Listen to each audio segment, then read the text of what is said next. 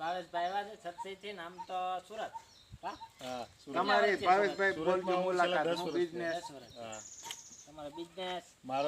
અમારો માઇન તો સોનાનો ધંધો હોલસેલનું ને રિટેલ બરાબર બંને પણ હવે ખેતીવાડી ઘણી સારી છે પણ કહેવાનો મતલબ કે ક્યાંક ને ક્યાંક બધાય અટવાતા હોય આપણે બીજાને ભાગ્યવાળાને કામ આપતા હોય પણ હવે ઓર્ગેનિક સિવાય કોઈ રસ્તો મને નથી દેખાતો તો થોડુંક સારું ખાઈને સારું ખવડાવી એટલે આપણે હર્ષુભાઈની મુલાકાત આવ્યા છીએ એના માટે ખાસ તો એ હવે શું છે રોજ ઉઠીને ઝેર ખાવું એના કરતાં થોડુંક ઓછું ખાય પણ વસ્તુ સારી મળે જેથી કરીને એક નાની શરૂઆત કરાય કે એકારે આપણે 20-22 વીઘા જમીન કે 25 વીઘા હોય તો ડાયરેક્ટ નો કૂદકો લાગે પણ 1 વીઘા 2 વીઘા 5 વીઘા એમ કરીને તમે સ્ટાર્ટ કરો તો ધીમે ધીમે એક સારી વસ્તુ આપણે આપણા પરિવારને અને આપણા સમાજને આપી શકીએ આપણે મેન વાત તો એ છે થઈ શકે પણ મહેનત બહુ માંગે. હા મહેનત માંગે મહેનત તો કરવી પડે મહેનત તો તમે રાસાયણિક આપણે ખેતી કરી છે તોય થાય છે બરાબર છે એમાં એટલી છે ફરક એટલો છે મહેનતમાં છે ને તમને વાત કરું ભાઈ વિડીયો આ બધું રાખજે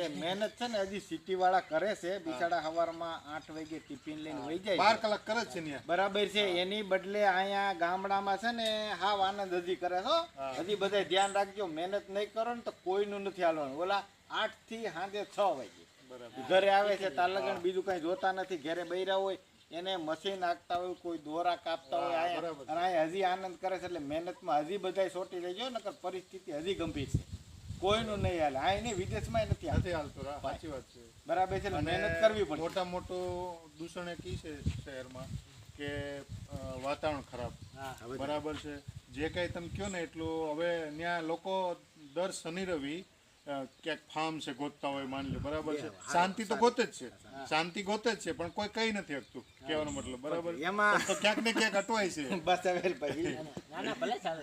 અને મેં આ મુંબઈ વાળો બકાલો મોકલ્યો ને ત્યાં તો કેમિકલ વગરનું છે એટલે અમે પૂગે એટલે ખાઈએ છીએ બાકી કેમિકલ વાળો હોય ને એટલે કે સીધો નાખી દેવાનું કારણ કે 48 કલાકે પૂગે એકવાર બસ આડાવડું થયું ને 48 કલાકે પૂગે બરાબર તો એ કે ખાધા જેવું 1 કલાક છે વિડીયો કોલ કરીને બતાવે એની ક્ષમતા વધારે હોય ટૂંકમાં કેમિકલ વેઢો હોય ને સીભડા ની અંદર તો ઈ વેઢાને કાઢી નાખવો શાકેથી બરાબર પણ આગ્રહ એવું રાખજો આમ ક્વોલિટી દેખાય ને એવું મહેરબાની કરીને હાથ ન નાખતા અને એક વિડીયો તૈયાર રાખ બરાબર મેં એકવાર તરબૂચ વાવેલા છે ટેટી વાવેલી મોંઘી ખેતી આજથી 3 વર્ષ પહેલા કરી 4 વર્ષ પહેલા બરાબર છે એમાં મેં 14 વીઘામાં 2.5 લાખ રૂપિયાનો ખર્ચો કર્યો હતો કેટલો 14 વીઘામાં 2.5 લાખ રૂપિયા આજની તારીખે હું છે ને તરબૂચ નથી ખાતો અને ટેટી નથી ખાતો મેં વાવી લીધી છે મને ખબર છે તમારી જેમ બરાબર છે મેં બંધ કરી દીધું છે એટલે મહેરબાની કરજો સીઝનમાં અમે એકવાર પરાયણે ઘરેથી કહે ને કે ભાઈ તરબૂચ ખાવાનું મન છે પણ એક જ વાર આવશું કારણ કે મને ખબર છે કે ઇન્જેક્શન સિવાય કઈ નથી થતું ઇન્જેક્શન નહીં હા એટલે કેમિકલ વાળા ખાતર તમને હું કહું બરાબર 200 થી 250 રૂપિયાનો કિલો એક આવે એક હા ભરજો આ હું મેં પ્રયોગ કરેલો છે મારી આઈ છે એટલે બરાબર છે એ સતત 60 દિવસનો પાક હોય દર ત્રીજે દિવસે ટપકથી મેં વાવેતર કર્યું હતું એટલે અહીં બેઠા જો અહીંથી આ જે સામાન રહ્યો ને અહીંથી ને સળાવતો ખાતર બરાબર દર ત્રીજે દિવસે 5 કિલો 7 કિલો એની આખું તમને કહું ને એની સાઈડ હોય કે 60 દિવસની અંદર કયા દિવસે એમાં આ ખાતર તો અલગ હો વૈસે દવા આવે હોતે દવાઈ પાછી આવે દર 8મે દીએ એવો એક પ્રવાહી તમને કહું દવા કી જે ફૂગનાશક કોઈ ઈ હોતે ને ભેગી ચડાવવાની જેદીથી નક્કી કર્યું કે આજની તારીખે આપણે કોઈ દી ખાવાનું થતા અને આપણે વાવવાના નથી થતા આપણે ધંધો જ નથી કરવો સમજણ બીજું ઘણું છે આપણે કોકને છે ને ઓલું થાય ને એવું આપણે ધંધો ન કરવો કુદરત ગમી અને આપણે શાક માર્કેટમાં જઈએ અને તરબૂચ કોઈને ખાવા હોય ને તો દેશી તરબૂચ આવે છે 8 કિલો 10 કિલોનું બરાબર છે ઈ તરબૂચ ખાઈ ગયો મહેરબાની કરીને જે સુગર વાળા તાઇવાન આવે છે આ હાથ જોઈજો 1 ફૂટનો આવે છે મહેરબાની કરીને કોઈ નો ખાતા હો મોત જ છે એમાં ભાઈ અને આપણે તો ચોખ્ખું જોયું કેન્સરનું ઘર હા ઓલા દેશી તરબૂચ આવે છે ઈ એમને થાય છે ઈ બનાસકાંઠા સાબરકાંઠાની અંદર વાવેતર થાય છે તમને કહું એમાં ખડ આવડું ઈ સાયન થાય છે એમાં નો કેમિકલ ઓછું આમ નોર્મલ એટલે ઈ ખાવાનું ઈ આગ્રહ રાખજો બરાબર પછી એ ખેડો વાવતા કેવું કામ કારણ કે એનો કોઈ લેતું નથી વેલ્યુ નથી મારે ખાતા નથી એટલે વેલ્યુ નથી એટલે બિચારા વાવેલી ઈ વાવે કારણ કે આ બધાને આમ સારું ને મીઠું જોઈએ એમાં સુગર છે ને તમને કહું 8-9% જ આવે અને તાઇવાનની અંદર 14% સુગર આવે સુગર એટલું મીઠું આવે સમજી ગયા અને એની અંદર મને નામ નથી આવડતું કેમિકલમાં છેલ્લે ઈ તરબૂચની અંદર જે એને સુગર હજી વધારે લેવું 13% કંપની છે, બરાબર છે? હા, તાઇવાનમાં. અને પછી હજી 1% વધારવામાં એવું એક સ્પેશિયલ ખાતર આવે સુગરનું. ઈ છેલ્લે એને સડાવવાનું, ફળનું બંધારણ થઈ જાય ને છેલ્લે ઈ હા ઈ છેલ્લે ઈ ઉતારવાનું chemical ટાઈમ પહેલા એટલે ગળાશ ફૂલ આવી જાય. ઈ કેમિકલ જ હો. બરાબર. મેં મારી હાથે જ કર્યું છે એટલે મને ખબર ખબર હોય ને તમને ખ્યાલ છે. બરાબર. અને માર્કેટમાં બાયો જાય ને એટલે આમ ભીંડાની સિંગ કે જીવસોડ આમ સીધું હોય ને અને ઓલું ત્રા બાંગ હોય ને એ બિચાર આવું નાખ્યું બકાલ પણ ત્રા બાંગો હું કામ હોય એને ઓછું કેમિકલ નાખ્યું હોય એટલે કુદરતી રીતે કુદરતી રીતે. આ કુણી જોઈને લેવી, બરાબર, ભલે ત્રાહી થઈ ગયેલી હોય સિંગ, એવો આગ્રહ રાખજો. સમજી?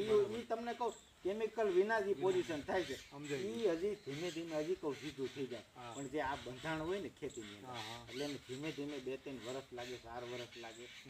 ગમે એ વસ્તુનું તરત તો નીકળે નહીં, એટલે પ્રભાવ બતાવે. સમજ્યા? અને હળેલું લેવું. હા, એવું ઓલું ન કરતા. ચમકદાર ન લેવું. ચમકદાર હળેલામાં તમે કાપી નાખી દો, ઓલું તો સારું હોય પણ એમાં દવા ન નાખી હોય તો જ હેડ્યું. અને કોબી હોતે ને શિયાળા સિવાય ખાવી નહીં કોઈ. સસ્તામાં સસ્તી કોબી હોય ને શિયાળામાં હોય એની સીઝન, 5 રૂપિયા દવા તઈ ખાવ. બાકી નો ખાતા. અમે ઈ વાવેલી છે, બંધ કરી દીધી છે વાવવાનું. સમજી ગયા તમે?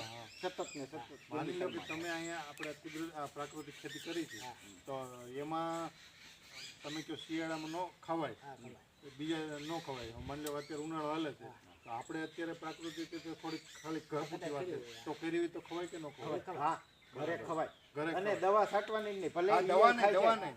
માની લો કે અત્યારે અમારે ભીંડો, ગુવાર, ચોળી ને એવું બધું છે. મતલબ આપણે પેલું પડ્યું ત્યાં સુધીનું એટલું 2-3 ક્યારે છે.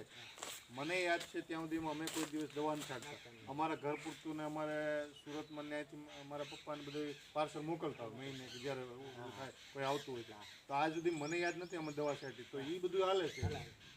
કહેવાનો મતલબ વગર દવાએ પાણી જે જ્યારે આપણે 2-5 દી પાવાનું હોય ઈ અને જે કુદરતી રીતે થાય. અને હું તો કહું તમારે સુરતમાં સારી સગવડ હોય, ઘરનું મકાન હોય, ધાબુ ખાલી હોય ને, શાકભાજી આનંદથી થાય. તમે અઠવાડિયે રવિવારે તમારે રજા છે, તમારે ક્યાંય જવું ન પડે. તમે એમાં ને એમાં પૈસા રહ્યો બરાબર છે. ધાબા માથે તમે માટીની ખાલી, હું તો કહું છું સામાન્ય આપણે આ પ્લાસ્ટિકની કોથળી આવે ને એની ઈ ભરેલી હોય ને, ભરેલી, અને એમાં 2 બી ગમે એના ઘીસોડાના દૂધીના નાખી દો એટલે મસ્ત. ગામડે તમે ગાયનું ખાતર 20 કિલો કે એવું લઈ જાવ, 20 કિલો 25 કિલો માટી લઈ જાવ, 50 કિલો આવો કેરબો ડ્રમ ભરીને આમાં વાવી દો એટલે કમ્પ્લીટ ખાતરનું ભરેલું એટલે એમાં રોગી ના આવે. બરાબર છે. તાકાત એવડી. પેલી 2 વર્ષ તો હું તો એમ કહું છું 2 કે 3 સીઝન લે ને માટીમાં એવડી તાકાત તમારે કાંઈ નાખવું જ ન પડે. પછી માટી ફેરવી નખાય. બરાબર. માટી બીજી લઈ લેવાની પથ્થરમાં. સમજી ગયા તમે? બીજી ગમે ત્યાંથી હાવ નકવડી ધૂળ હોય ને એ પાછી ભરીને તમે વાવી દો એટલે શું આ તો બે વાર બરાબર. અને ધાબા માથે વેલા વાળું બધું શાકભાજી થાય. ધાબુ તપે ને. તપે ને બરાબર. ધાબુ નો તપે. તમારે 2 ફાયદા છે. અને તમને એમને આનંદ આવે, તમે ગામડા જેવો અનુભવ સિટીમાં લે. એમાં લે બરાબર. કારણ કે રજા હોય ને તો એમ થાય કે હાલો ધાબા માથે જઈને કંઈક કાર્યક્રમ કરે. બીજું હર્ષુભાઈ એ પૂછવાનું હતું કે આપણે આ જે ડ્રીપ ઇરિગેશન માં ફાયદો થાય કે આપણે જે આપણે એકદમ જે આપણે સીધું પાણી મૂકીએ એમાં ફાયદો થાય? ડ્રીપમાં થાય. જો એમાં જમીન ઉપર આધાર રાખે. અમારે આ આખામાં મેં ડ્રીપ કર્યું હતું લગભગ 6 વર્ષ થયા. બરાબર. અમારે જમીન છે ને એ લાલ જમીન. બરાબર. લાલ જમીન અને ટીપરાવાળી.